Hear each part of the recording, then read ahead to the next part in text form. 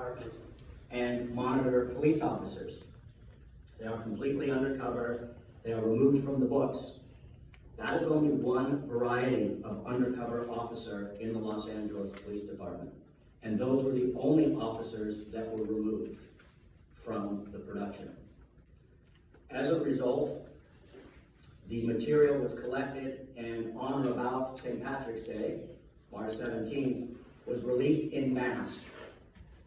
As a result of that, the Los Angeles Police protectively got involved, which I do not represent. They are their own entity and they have their own litigation. We represent only the undercover officers that we filed on behalf of this morning. And as a note, we continue to meet with other undercover officers. We have been contacted by just under 400 such officers. Now, in anticipation of this, I had contacted the city attorney's office and made them aware that this was coming. Because I've been dealing with the city attorney's office for so long, I thought it would be a good idea to give them a heads up. And I offered to them if they would be willing to engage in a meaningful resolution process over the next several months, as opposed to going into full-blown litigation. I'm waiting to hear back from them, and I hope they take the path that would resolve these claims, because the chief of police, among others, has sent emails internally admitting a mistake was made. Let me repeat that. The chief of police has sent emails indicating that a mistake was made. It is our understanding at this point in time that the agreement to release the photos other than UC's was not run by the chief, meaning it was not presented to him for approval. It is our understanding that he first learned of it a couple of weeks ago in a radio broadcast when he was asked about it. My understanding is that he was not too happy. So, we are seeking to represent these officers in the most expeditious manner possible. And while I am a lawyer and I am an advocate for my clients, I'm also a citizen of Los Angeles and have been my whole life, as have my parents and my grandparents. This presents a significant threat to the safety of the citizens of Los Angeles. I can tell you without great detail that several undercover operations have had to stop. And several undercovers have been threatened with direct threat based on this release, requiring them and their families to move. If you contemplate the thought of the cessation of all undercover operations currently being conducted by Los Angeles police officers, the consequences seem fairly significant. These undercover operations include trying to buy illegal guns off the street in order to serve search warrants. They include drug stings. They include sex trafficking rings where young women are at risk. So, while I will absolutely advocate zealously on behalf of my clients, I also wanted to note that the beneficiaries of resolving this quickly are not just the 321 officers and their families, but everyone sitting in this room and all of your family members and friends. With that, I'll take questions, if anybody has any. Matt, good morning. You were talking about 320 claims that you have spoken to just under 400 officers in total, correct? Correct. Okay. Do you know by chance how many undercover officers were impacted by this release? I don't, and that's an excellent question. Despite the fact that I've been doing this for 23 years and speak to thousands of officers every year, there's not one way of knowing because there are different details. So for example, and I'm just making this up, here's West LA Division. We are sitting in the geographical division that is West LA Division. They could have a current undercover sting happening right now where the captain of West LA has told his gang lieutenant to do something, or her gang lieutenant. They don't run that by personnel, they just do it. So only time will tell how many there are total. I will also tell you this, that many of the undercovers that contacted us were concerned about retaliation from the department, and that's why there is a discrepancy in the number of people who have contacted us and the number of people who want to file.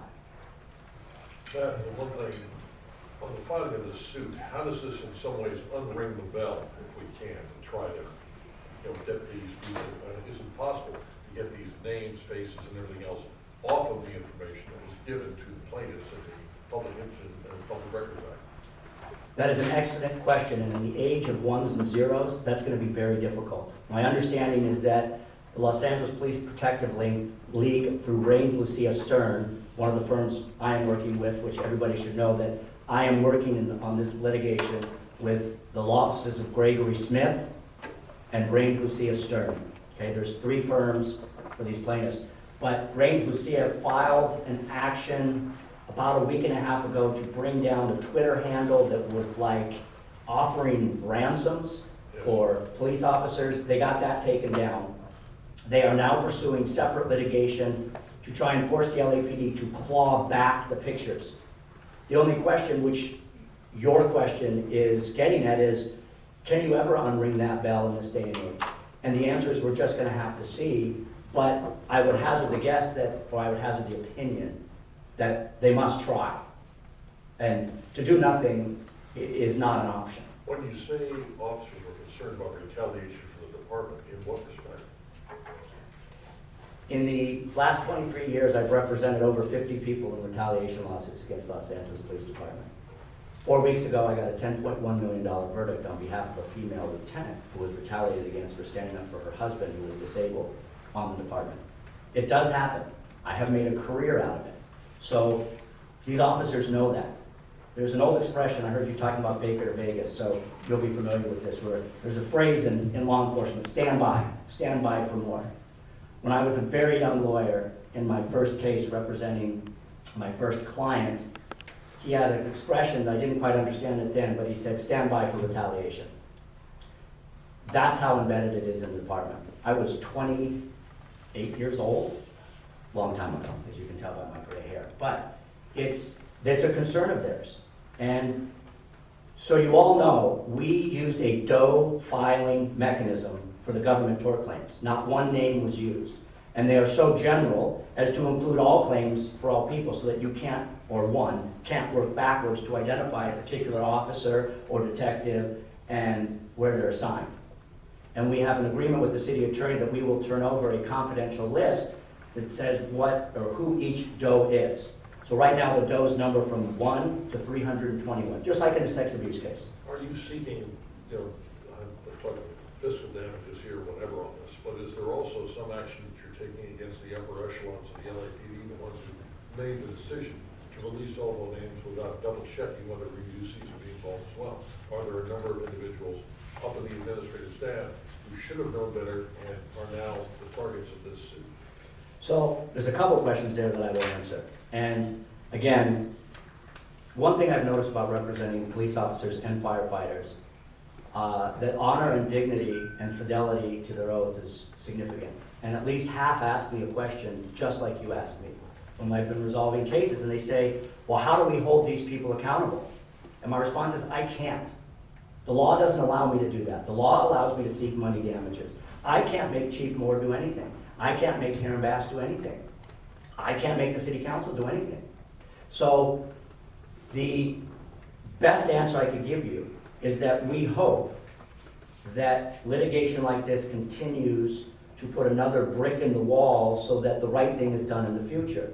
And I will tell you, having sued this department since the late 90s, I have seen positive changes on issues with race and gender. It's not perfect, but I have seen the progress that the cases my firm has done and Greg Smith's firm has done in the department. So I hope that answers your question. The short answer is I can't force them to do anything. Matt, you said, you alluded to a second ago about that Chief Moore seems surprised by this action.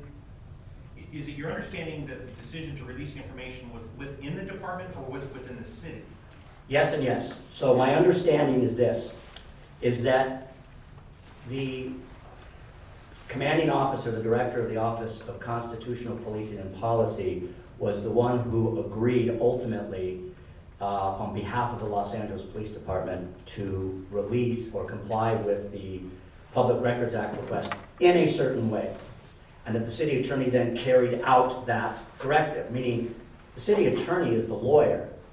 The client is really the city of Los Angeles, but in this instance, the Los Angeles Police Department. It is my understanding, based on what I've been told to date, that that was not run by Chief Moore. The other thing is that you said that there were actually some UC operations that have ceased, or Yes? were those stopped by command level, or were those stopped by the officers involved for their fear of safety? The answer, I can't get too into it, is yes. So, for example, there are gang units in the Los Angeles Police Department, referred to as GIT, G-I-T, Gang Impact Teams. Every geographical division has one. They're all run by a Lieutenant 2. I have spoken with several of those Lieutenant 2s who have told me they immediately ceased operations because the ones I talked to said that some of their officers had been threatened based on the material released, that they were outed. So while they were out doing what they were doing, they were identified as an undercover officer because of the information released. Threatened how?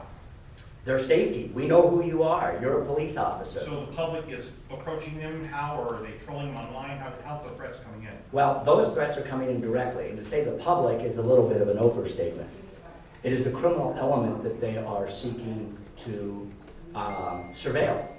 That's what is critical. That's where the threats are coming in. That is different than a watchdog group who, posts certain things and has certain conversations. That's one area, okay?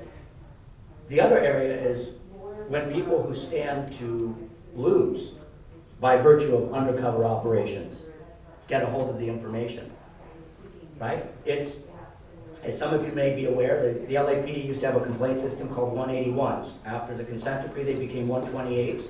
And after the consent decree, I see a nod over here from KNX, after the consent decree, everybody who was in the public that made a complaint, it had to be taken. And the one example I was given by a commanding officer, he said, I'll give you one example that doesn't have to be taken. If somebody said, my uterus was stolen. Okay, with that in mind, and what gang members had done is they started to go in and make complaints against police officers, knowing that it had to be taken to pull them off the street. So you're saying these people have been fighting, how? Okay, that's an example, what I'm saying is, that is an example of a savvy person. Sure, but what I'm getting at is, I'm trying to find out the method in which these threats have been delivered to these officers. I have not been given that other than orally and directly to the officers. By them directly? By people, criminals? yes, well, presumably, We got Yes. one here, Matt, too. okay. Yes, thank you. What do your officers want besides, do they want from the department to put them in different tasks? Do they want, a dollar figure? Do they want the department to pay for them to move elsewhere? What are they looking for? So, that's an interesting question, because over the last 2 weeks, I have done Zooms with several hundred people. And something that keeps coming up is what you just asked, and that is, how do we get protected going forward? When there's a credible threat, is the department going to mobilize and protect us? Meaning, remember when the Christopher Dorner situation was unfolding, the LAPD has policies and procedures that trigger protection details that went to city council members, went to certain police officers. It's run through Metro and SWAT. And their questions have been, will the city provide this going forward?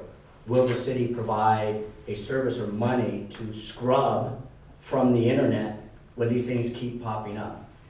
And my answer to them is, I don't know what the city is willing to do. And tapping back into the question, I apologize, I don't know your name, from KNX, the only thing I can do is ask for money. Yes, we can negotiate it, but then the question becomes, are they willing to do it? I hope they take every step possible. I would hope that the city of Los Angeles does everything they can to make this case less valuable. Why? Because if they do that, then they're actually protecting the safety of their employees, of our police officers and their families. What steps have your clients had to take in the meantime? What are they, you said a couple people moved out of town. How far away did they have to move? Have they been pulling their kids out of school? I don't have all this information yet. We're talking about, I have been involved in this case now for 9 days and have spoken to, well, my office has spoken to almost 400 officers. We are still in the process of collecting that data.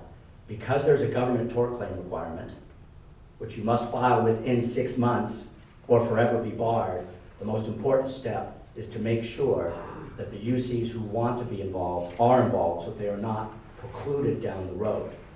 The question you're asking is gonna take months to unwind, meaning, I'll use you as an example. If it were you, we would have to sit down with you for 5, 6, 7 hours. We'd have to review your career, we'd have to review your team's report, your assignment, what are you doing? And then we'd have to talk to or depose your commanding officer if there's any of that in jeopardy. So 320 clients, if it takes us 20 hours to deal with each one, that's 3 person years. Now, we have the staff to do it, it's not gonna take 3 years, we'll get it done in a couple of months, based on our mass tort experience. But in order to answer, how about this, to dignify your question with an appropriate response, I'm gonna need to talk to you in about 6 months. You mentioned that several people moved out of town. What do they say? Let's focus on those guys. All I can tell you is that they've had to switch their home location, including their families. Yes? Okay, on watchthewatchers.net, the search domain, if you wanted to search an officer, it says search an LAPD officer by name or serial number. So how are people able to get the identities of these UC officers if they're only searching by name or serial number? The way that works is that when you are in a criminal enterprise, for profit, mind you, this is not a one-man or one-woman shop, right? When you have a list of photographs, you start looking, right? So if you're buying guns or you're trying to sell guns to a male Caucasian that's in his 40s or older, you've got all the pictures, and now you just start pulling those people out and you look. It's not that complicated. So they're using it as a database? Yes. Okay. Yes, All right. they have a roster of all the players on the football field. It's not that hard to figure out who's playing defense at any one time. All right, thank you. How many officers are classified as undercover with LAPD? There is no set number because, again, there are long-term UCs. Those we can find out, right? I only know because they call me. But then there are people who are intermittent UCs. So again, the gang units. They go in and out of cover, right? So I talked to several gang lieutenants who said we had to cease certain operations where we were doing gun buys. Just stop. And we had to stop putting the evidence together to create a warrant. Just stop. So it's hard for me to answer your question. If we have filed on behalf of 321, there's probably another 100 or so, at least, that are affected. And there'll be some who just want to fly under the radar completely, right? They'll just never call, which I understand. There will be some people who will simply pull the plug and say, I'm done. So you represent 321, you've been contacted by 400 total, including the 321? Yes, just under 400, and we are in the process of continuing to talk to them. But as you can imagine, the clients wanted to see some swift action, which, by them, I would too. And so we were able to put together the 321 this morning, which Audi Fall from my office has been working on for 4 tireless nights, and actually drove 10 boxes down to the city clerk's office this morning. But when you talk about the idea of, unringing the bell on this, is part of this suit going to mandate that the LA City Attorney's Office or LAPD Cybersecurity Section have a permanent unit assigned to surveil, check internet sites for the display of the information on these UC officers? Because you're going to have to literally do this on a continuing basis, because once a person lines up in a Google search, something else like that, it's damn near impossible to get them on out. Agreed. And again, I can't mandate that they do anything. I would love for something like that to be part of a settlement agreement. Okay? I would love to engage in a discussion that has everything on the table and that's immediate. I'm hoping they're already doing it, because if they're doing it, they're probably doing it in a clandestine manner so that they don't alert people, right? I mean, that's the kind of the irony of the catch-22 of it. And it seems to me that the only way this bubble works its way through the hose is that as the people that are affected move off and retire, and the people that replace them are new UCs. And that's going to take years and years to do. There's some people who have been in these permanent UC assignments for a decade. That's a tremendous amount of experience. What that means is they remain UC, undercover, and they remain as confidential informants, CIs, in the appropriate criminal filings. How, based on your, would you say, 20 years' experience suing the LAPD, what's your prediction on how they're going to respond to this? I don't know. And I say that for a couple of reasons. One of which is, as a good Catholic, I was disappointed at how the previous cardinal reacted to that litigation, and I never would have said that the church would have dug in, okay? I'm not saying that this is the same as that. What I'm saying is, I just don't know. And I hope that they don't. And I've already extended the olive branch. I'm a known commodity. I have a mediation this afternoon at 1 o'clock on another LAPD case, that if it doesn't settle, I will be in trial with Mr. Winter in my office in 3 weeks. This is not my first rodeo with them. So I would love for them to get their hands around the claims. We jointly call a timeout, and we see if we can't resolve this, and I'm sorry, I don't know your name, but incorporating what her question was, these other non-monetary safeguards, because the more rapidly they go into place, the better it's gonna be. That's gonna be rather difficult because M platoon only has so many people, maybe less than 30. Right? Matt, we got one back there. Okay. Please And go back to- platoon, by the way, is the platoon within Metro that covers these emergency security details. Just go back to what he was asking. The website that allows you to pull up an officer's photo and information requires that you start with a name and a serial number. So are you aware of some other mechanism that people can go and see the photos en masse? Or is it, in other words, the gateway seems to preclude somebody from randomly identifying an undercover officer? So I would respond to that by saying the gateway would seem to have prevented Russian bots from spreading propaganda about our last election. If you're technologically savvy, you can pull all the information off and make it sortable. You guys are assuming that the person who wants to know if they're undercover selling them drugs, that they're just gonna go to their computer and just stick to that website. There's no way that that's happening. And I saw screen captures of the data being accessed.